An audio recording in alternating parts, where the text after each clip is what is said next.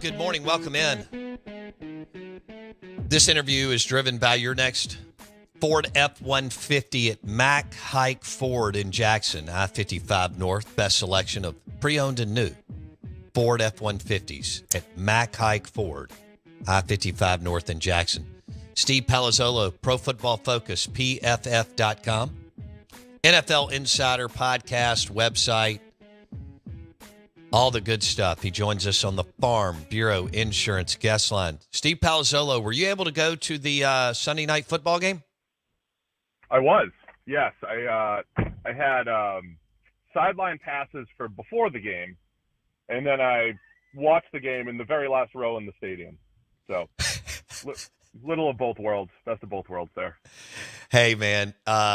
So several years ago, you're way closer to this than I am, but I don't know, 10 or 12 years ago, I got to go on the sidelines of the Saints games, and that's when you have, and I've been on the sidelines for SEC football, and those athletes are great, and they're great looking and so on. But when you're on the sidelines of an NFL game, that's when you realize that, hey, this whole ball game's a whole nother level, right? Oh yeah, I mean it's just fast. Dudes are huge.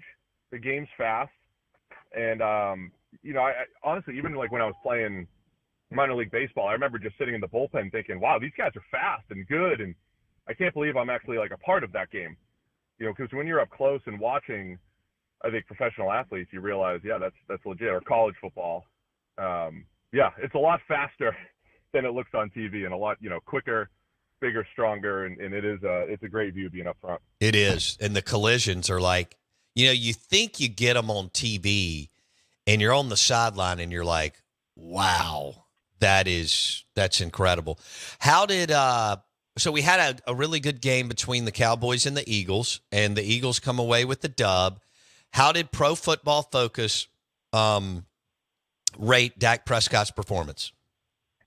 We graded him really well. I mean, I think he's played excellent the last few weeks, really since the 49ers game. I think we all saw that. They had their red zone woes as they have. I know Cowboys fans aren't happy with the refs either. But I thought Dak, I thought going into the game, that's the type of matchup that Dak excels in, which is a zone-heavy team like the Eagles, where he's generally smart, makes good decisions, will find the open receiver. And I thought he did a great job. I think they've done a nice job getting Jake Ferguson involved at tight end, and CeeDee Lamb really feeding him these last couple weeks. Still want to see more from the rest of the receivers, but no, I think Dak's been playing some really good ball lately. They mentioned, and he mentioned, moving around more. I feel like he is, but our eyes fool us every weekend when we're watching the games because we're drinking beer and eating nachos. Is he moving around more? And if he is, I would have to believe that you believe that's a good thing. Yeah, I'd have to check the data. I don't know offhand numerically if he is, but I mean, anecdotally, there's definitely, the Chargers game, the biggest play was him getting outside the pocket. I definitely think his pocket movement has been pretty good these last couple weeks. And again, I think the bitter taste in Cowboys fans' mouth is the 49ers game, especially because it was such a beatdown. But last week, I think it was competitive. It was in Philly. It's one of those things where I feel like if Dallas just plays like that, when they get the rematch in a few weeks, they'll win in Dallas. I think that's, how close those teams are from a matchup perspective. So, yeah, I think the way Dak's playing overall, if he can keep that going, they'll be all right. Is 16.5 points too many against the Giants? No. Oh, man. It's ugly. I mean, it's tough to look at week one and say, well, it's going to look just like that because you have they had a blocked kick and pick six, and they just, had one of those Cowboys games where they score in all phases and just dominate. But with Tommy DeVito at QB, and he looked better yesterday or last Sunday than he did the previous time we saw him against the Jets, where he didn't even complete a pass for 3 quarters. But this is the type of game that the Cowboys usually lay it on. And dominate from start to finish. It does feel like one of those types of games. We're visiting with Steve Palazzolo, Pro Football Focus, PFF.com, and he's on the Farm Bureau Insurance guest line. We're talking Dak and the Cowboys. They're coming off the loss, and now they play the New York Giants, who aren't any good. You mentioned Jake Ferguson at tight end. It's still early, but I mean, are you buying into this? You feel like this guy could be, not saying elite, but like a really good NFL tight end? Where do you fall on this? Yeah, he's an interesting player. He was, I've got my own little draft model using all of our data, and he showed well in the model coming out. And I think he's, the way I would describe Dalton Schultz for a few years with the Cowboys, he was just, more of an afterthought type of option, but an important one, a safety net type of tight end. I think Ferguson can be that, maybe a little bit more. I think you see how often the Cowboys have thrown up the seam this year, especially once they get in around the 25, 20-yard line. They're stretching the seam with their tight ends, with Ferguson in particular. And I think that shows he's got some athleticism. He's got a little after the catch ability. So yeah, I think he's a good tight end. And has the potential to be a good tight end. I wouldn't put him up in that top tier elite tight end. Sure. The way I separate those guys, like the elite tight ends are the guy that you're going to feed. You're going to move him around, create mismatches. Ferguson's just going to play tight end. He'll move around a little bit, but you're not trying to create all these mismatches with him. But if you have those other receivers doing well, he becomes a nice, third or fourth option. I think that's all you're asking for if you're the Cowboys. What do you think's going on with Brandon Cooks? Dak's just he's going to go to CD if he can. You mentioned he likes to throw down the seams to the tight end, whether it's Dalton Schultz or Jake Ferguson. They've got other things going on, but what do you make of the number of targets that Brandon Cooks has received? Yeah, I don't know. The reason why I thought it was going to work is because Brandon Cooks had worked everywhere, and he had been traded so many times, almost like, hey, teams are ready to give up on him, but it was some other team that was looking to get the most out of him, whether he went from the Saints to the Patriots to the Rams. He was with the Texans. There's another stop in there I think that I'm missing. But he was always productive, and he played with a lot of good quarterbacks, but he always produced with no matter who he was throwing with. I don't know why the connection's not necessarily there. I did think because of the way Dallas has operated the last few years, where it was 2-3 wide receivers first and then, tight end as the safety net, as I said earlier, I thought that Cooks would get a little bit more. So, yeah, I'm not sure exactly what's going on there, but I still think he could be a key player down the stretch. I don't think he's hit a wall from an age perspective just yet. I think it's just a matter of, hey, when they need him, will he be available? I think that's my biggest question mark for the Cowboys, because there'll be certain games, especially as Ferguson gets more targets, teams start taking away your first and second option. Okay, is it Michael Gallup? Is it Brandon Cooks? Who's going to be Jalen Tolbert? Who's going to be the next guy to step up? And they're all kind of in the mix there. What do you think is wrong with Michael Gallup, if anything, with the Cowboys? Looks like he's just losing a little juice there. I don't think he was ever a great separator, but he would win at the catch point. I thought he was a decent route runner. Looks like he's just missing a little juice, especially when he's in one-on-one. That's, to me, the biggest thing, and it's, a couple of years removed from injury, or the injury is just catching up to Gallup. I think that could be the case, and he's probably better. At one point, I thought he was a good number 2 receiver. Maybe he's more designated to be a 3, but they would need someone else to step up in more of like a high volume type of spot above him. So it's got to be either Brandon Cooks or Tolbert, like you said, right? Yeah. Yeah, that's it. To me, it's those 3 guys, like who's going to step up and earn all those targets, because from a game-to-game standpoint, you don't really want to just rely on 2 people. The best offenses have 3 or 4 options that they can rely upon. Okay. How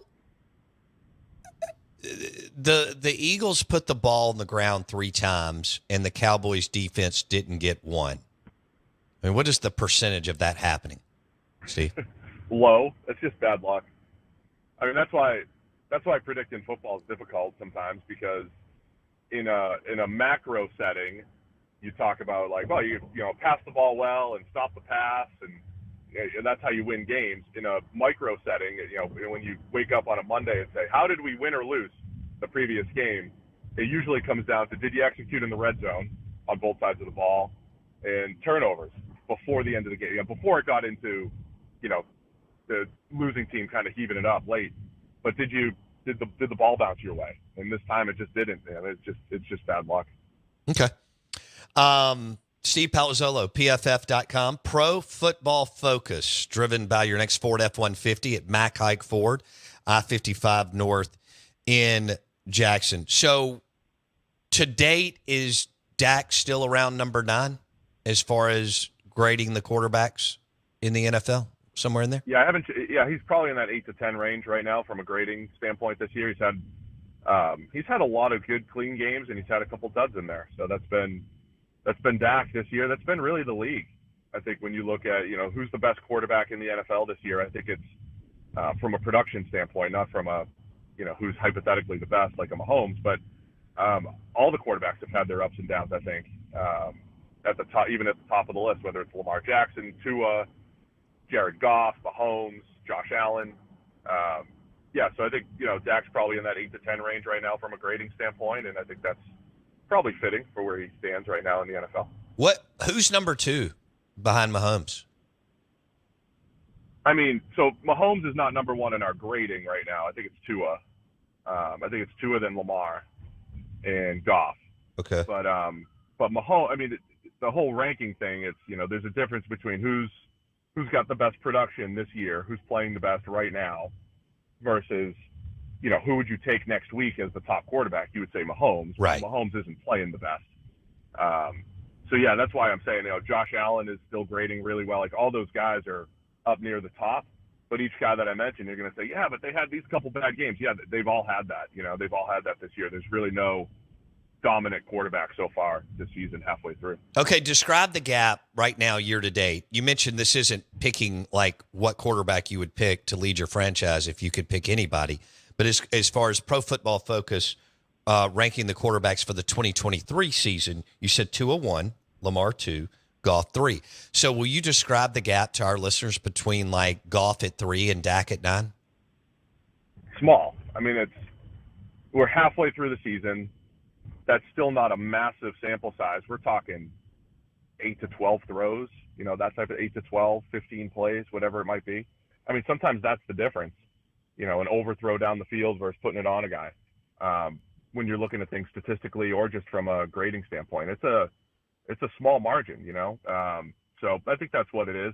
It's pretty small. I think numbers 1 through 10 so far this year. Like I said, I don't think there's any quarterbacks that are, far and above everyone else, no matter which statistical measures you're looking at, whether it's PFF, whether it's ESPN's QBR. I mean, it's pretty tight at the top this year, I think, which is what's making a very interesting NFL right now. Yeah. Okay. Well, it doesn't look like anybody's really running away with it setting up for a dominant season, right? Is that what you see? Yeah. I mean, obviously somebody could go on a stretch in the second half here, but yeah, the person you would expect the most would be Mahomes. Mahomes had the cleanest run from start to finish last year, and you would say, oh, of course, Mahomes was the best quarterback all the way through last season. But there was a point where, that was in question as far as who was playing the best. I think Joe Burrow is the most interesting one, though, because he's playing the best right now over the last 3 or 4 weeks. We know that he wasn't playing well because of his injury early in the season. So Burrow might be ready to go on a run. We've seen what he does at a high level. He's been our highest graded guy over the last couple of years, just, right up in that Mahomes range. So Burrow might be the guy, if he, looks like he has the last few weeks, he could be the guy that kind of, really runs with it in the second half of the season.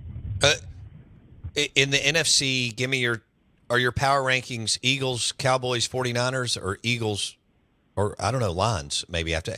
Give me your kind of top 3 or so power rankings in the NFC. Man, Eagles 1. I would probably say 49ers, then Cowboys. We'll see if the Niners can bounce back here. It's going to be fascinating because we know football is such a matchup-related game. I'd put the Lions at 4. But the matchups, if the Cowboys don't run into the Niners, very good chance they go to the NFC Championship this year. If they do run into the Niners, maybe not. I mean, the AFC could be similar. I don't know if the Bills might just not match up with the Bengals very well. But the Bills, I think, match up very well with the Chiefs. They've beaten them before. They always play competitive games. So I think it's going to be a matchup-driven playoffs. The Niners and Rams historically, they always had that lopsided matchups through the years. Yeah. The Rams finally got over the hump in the playoffs. So I think that's what we're looking at. I'm fine putting the Cowboys at 2 behind the Eagles, but then I'm thinking if they run into the Niners, they're in trouble. Yeah. Because that matchup's just not good for them. No. Let's talk about my Detroit Lions. Nice. Dan Campbell is a gift to all of us in the media, whether it's the kneecap biter or whatever else he's doing. And, he's got guns of steel. Dude has built this losing franchise. Do you really feel that they're turning the corner and they've got what they need to, last year they were so close, Steve. Are you buying in? Are you believing in this Detroit Lions team? Yes. I mean, I think this has been a multi-year effort to get to where they are. I can't remember the last time in the NFL a team, systematically got better year over year, about a 3-year stretch, and then became one of the best teams in the NFL without a drastic quarterback change, right? Jared Goff's a good quarterback, but he was there 2 years ago when they were winning 2 or 3 games. But they built the offensive line first. They built the defensive line. They added playmakers. They added a secondary. They systematically made their team better, and now they're one of the best in the league. Now, the question for the Lions, they just got whooped by the Ravens a couple weeks ago, just like the Ravens just whooped the Seahawks. Maybe that's just, hey, the Ravens are, the AFC powerhouse right now. Will the Lions be able to beat those good teams? I know they beat the Chiefs in week 1, so that's the next stretch. Will the Lions be able to compete with the Eagles, the Niners, the Cowboys? I don't know, but I think they're in that mix for sure. I think they're for real. They're good across the board. Campbell makes good in-game decisions. And they're not just, as much as we joke about Dan Campbell and kneecap biting, they're not just, run the ball 50 times a game and don't put up points. They have a good offensive coordinator, yeah, they do. Explosive playmakers. They can win in multiple ways, and that's what I appreciate about the Lions. And so, I think they're in the mix. I think they're probably a tick below those other top teams in the NFC from what we've seen, but they'll be feisty and competitive. Okay, who are we sleeping on? Give me a team that we may not be all hot and bothered. It can be AFC or NFC, Steve Palazzolo, Pro Football Focus. But give me a team that we may be sleeping on that you have an eye on that you're like, dude, they can make a run in November and December. I want to say the Saints because on paper they have those things. I was very annoyed by them a couple weeks ago, though, because the offense looked so bad for a few weeks. But every single week they feel like a sleeping giant because they have the playmakers. And I know I repeat myself a lot, but it's a passing league. It's a QB and playmakers type of league. And Derek Carr is good enough. He'll go through some stretches. He'll go through some lulls. He'll go through some stretches where he looks really good. But the Saints have dudes to throw to so they can pass the ball. And on the other side, they can stop the pass. That is this league. That is pass the ball, stop the pass. And on the defensive side of the ball, the Saints, when they have Marshawn Lattimore, they have cornerback Paulson Adebo playing great ball in the back end. They can rush the passer a little bit. I think that the trench play is inconsistent for the Saints. Pass blocking isn't great. Inconsistency there. Pass rushing, inconsistency there. But on the perimeter, the Saints have these weapons, and they have the ability to make life difficult for opposing quarterbacks. And then the schedule lines up well. I mean, the Saints could be an 11-win team at the end of the day here, not because they're great, but because of the schedule. And then when they get into the mix, it could be a dangerous team. So I'll keep, I guess, kind of believing in the Saints just because on paper they've got some players to do some damage. Wow. And they want to get rid of Dennis Allen, but because of their schedule and their division, like you said, this could line up for them. What do you think Saints Vikings this weekend? Man, I mean, the Josh Dobbs story is just amazing. We know how difficult it is just to play quarterback in the NFL, never mind when you just learn a playbook, when you don't have a feel for your receivers, when you don't have any of that continuity that coaches and QBs preach. So I'm just so impressed by what Josh Dobbs has done over the last year across several teams. And the Vikings are a good team. I think it's going to be a great game. Vikings are a good overall team. They started slow. I think they finally started to play to their capabilities. And, last year the Vikings had a lot of luck in one-score games. This year it's kind of reverted back a little bit, but it'll be competitive. So we'll see what Dobbs can do. Like, I still don't think I would choose Josh Dobbs as my starting QB, to go forward. I don't think I want him, as great as the story is, I don't want him as my guy going forward. But the dude competes. He made Arizona competitive in all of their games. It's going to be a great game. But, yeah, to me, the Saints should win. They should be the better team. But they have to figure out if they could start building off these last couple of weeks and build a little bit of momentum going forward. All right. We'll leave it there. Steve Palazzolo, Pro Football Focus, PFF.com, doing it all for, you know what? Collinsworth's got to give you a raise. You basically carried the whole deal. He let me go stand on the field the other night for a little bit, so that was great. Until he sent me to the. I was in row 35 out of row 34. I don't know how you figure that out. We had row 35, and there was 34 rows. So I think he was trying to get me to jump off the stadium or something. I don't know. That's awesome though that you were down there pregame. That's so cool. All right, have a good week and weekend, and we'll talk soon. All right. All right, sounds good. Thank you. See you, buddy. Steve Palazzolo, Pro Football Focus, NFL Insider, driven by your next Ford F-150 at Mack Hike Ford, I-55 North in Jackson.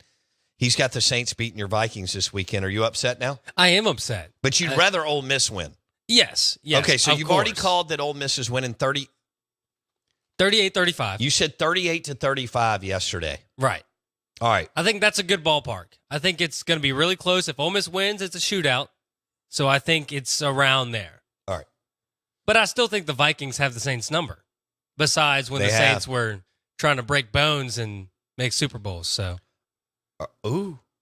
still salty about that. Ooh.